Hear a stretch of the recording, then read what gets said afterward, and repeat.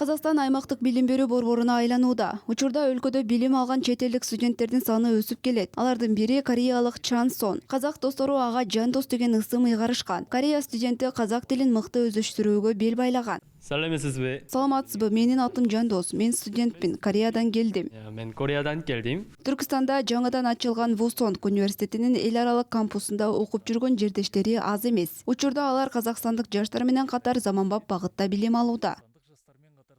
네, 저는 우송대학교에 다니고 있고 Бул университет тууралуу биз Кореяда жүргөндө уктук. Ошондо башка өлкөдө окуу кандай болот экен деген ой келди. Алгач жергиликтүү студенттер менен жакындап таанышып, бирге сейилдегим келди. Бирок алар көп убактысын окууга арнаганын байкадым. Анан мен да аларга карап билимге көбүрөөк көңүл бура баштадым. 생각에 와봤는데 Халыкаралык университет дегенде бул биринчиден агылшын тилинде, тек гана агылшын тилинде болот және Эл аралык университеттерге келсек, биринчи кезекте алар англис тилинде гана окутулат. Азыркы тапта тышкы рынокто, анын ичинде Кореяда жасалма интеллект жана маалымат илими ушунчалык өнүккөндүктөн ушул тармак боюнча адистерди даярдап чыгарган борбор болмокчу.